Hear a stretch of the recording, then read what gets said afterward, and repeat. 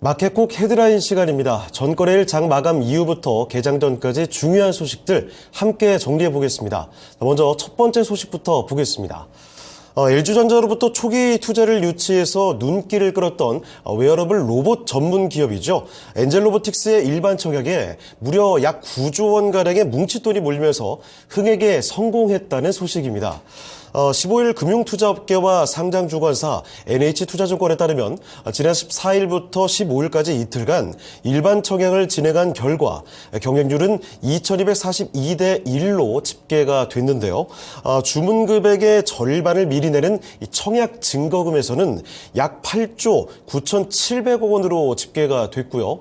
청약 신청 건수는 약 54만 2천 건에 달했습니다. 앞서 엔젤로보틱스는 지난 12일까지 5영업일간 진행된 기관 투자자 대상 수요 예측에서 공모가가 희망 범위인 상단이죠. 15,000원을 초과한 2만 원에 확정된 바가 있는데요. 이 엔젤로보틱스의 상장과 흥행이 로봇주들의 주가 흐름에 어떤 영향을 미칠지 관심이 집중되고 있다는 점 첫 번째 소식이었습니다. 자, 두 번째 소식으로 넘어가 보겠습니다. 두 번째 소식은 주요 원자재와 관련한 소식입니다. 국제유가와 가스, 이 금값 이외에도 요새 참 화제가 되고 있는 게 바로 이 구리 가격이죠. 구리 가격이 이 박스권을 깨고 약 1년 만에 최고치를 기록했다라는 소식입니다. 현지 시간으로 지난 14일입니다.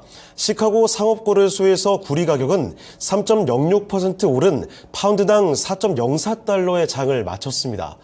지난해 4월 19일 이후에 가장 높은 가격으로 마감이 된 것인데 이 영향으로 국내 증시에 상장된 구리 관련 파생 상품의 가격도 오르고 있습니다. 이날 상승의 이유를 찾아보면요. 재련 수수료의 마진이 줄어들자 중국의 재련소가 공동 감산에 합의한 영향이다. 이렇게 볼 수가 있겠는데요.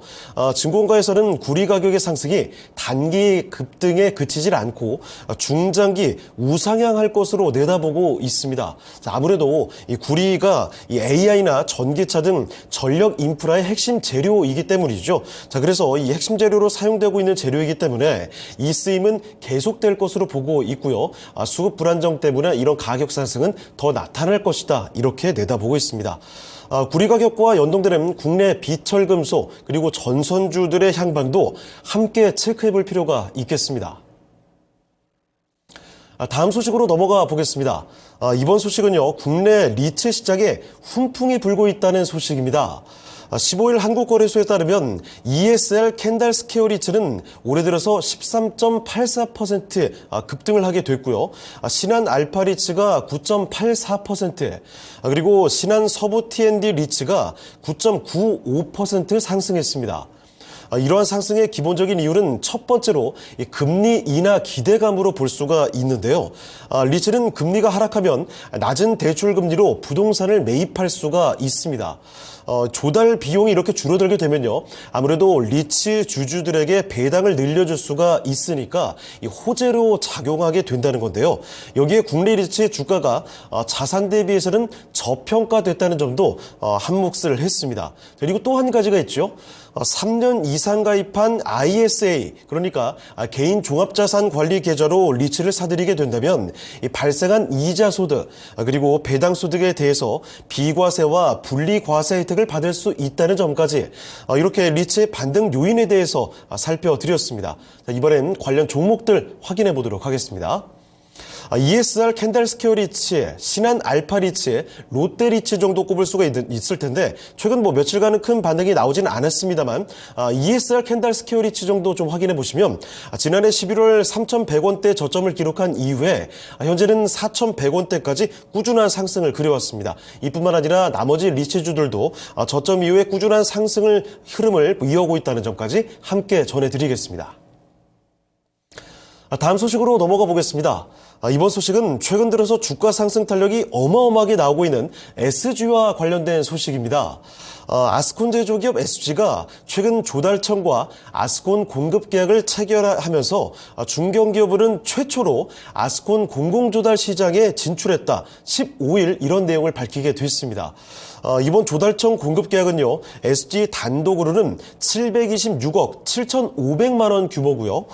화신 아스콘 등 SG의 연결법인과 관계사가 수주한 금액까지 함께 포함을 하게 된다면 총 2,037억 원 정도 규모가 됩니다. 최근 우크라이나 시장 진출에 주력하고 있는 SG죠. 우크라이나 재건주들이 다시금 상승 탄력을 받게 되면서 이 SG의 관심도가 한층 더 높아지고 있는데요. SG 차트 흐름 한번 확인해 보도록 하겠습니다.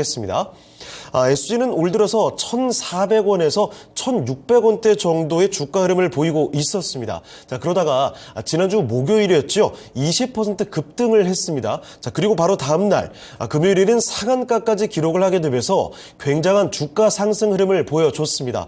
오늘장까지도 이러한 SG의 상승 흐름이 이어질지 여러분 참고해 보시면 좋을 것 같습니다. 다음 소식으로 넘어가 보겠습니다. 액티브 상장지수 펀드 ETF가 시장을 압도하는 수익률을 기록하면서 대세 투자처로 부상했다고 합니다.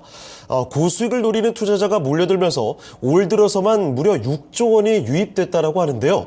지난 15일 금융정보업체 FA 가이드에 따르면 타임폴리오 자산운용의 미국 나스닥 100 지수의 추종 액티브 ETF죠. 타임폴리오 미국 나스닥 100 액티브는요.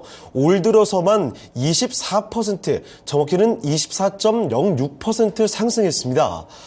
같은 기간 7.06% 오른 나스닥 100 지수의 무려 3배에 달하는 수치라고 볼 수가 있는데요.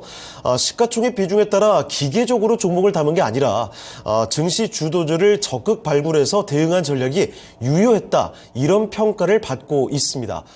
전문가들은 정부의 기업 밸류 프로그램이 본격화하면 이러한 액티브 ETF가 두각을 드러낼 것으로 내다보고 있는데요. 이 관련한 종목들 함께 확인할 필요가 있겠습니다. 전반적으로 올 들어서 좋은 성과를 냈던 건 AI와 반도체 테마의 액티브 ETF라는 점 함께 확인해 드리도록 하겠습니다. 자, 마지막 소식으로 넘어가 보겠습니다. 금융주가 기업 밸류업 프로그램의 핵심 수혜주로 부상이 되면서 주가도 한 단계 도약했다라는 평가가 나오고 있죠. 지난해 주가가 약세를 보이게 되면서 자사주를 사야 되었던 금융 CEO들에게는 이러한 밸류업 덕분에 상당한 수익을 거뒀다는 소식이 나왔습니다. 신한금융지주 진옥동 회장부터 말씀을 드리도록 하겠습니다. 지난해 연초 4만 원을 넘었던 신한지주의 주가가 3만 원대 초반까지 내려오게 됐습니다. 이렇게 되면서 6월 23일 지난해 기준입니다. 5,000주 매입을 공시하게 됐습니다. 매수 금액은 1억 7천만 원대였습니다. 매수 한 달 뒤부터 그런데 주가가 상승 흐름을 타게 됐죠. 이렇게 되면서 지금은 44%가 넘는 높은 수익을 기록하고 있습니다. 자, 이뿐만이 아니죠. 이밖에 지난해 9월에 자사주 만주를 취득한 임종용 우리금융지주 회장도 수익률 28.2%를 기록하게 되면서 평가액이 1억 1,880만 원에서 1억 5,230만 원으로 늘어나게 됐고요. 그리고 이승열 하나은행장은 이 가운데 수익률이 가장 높다고 전해지고 있습니다.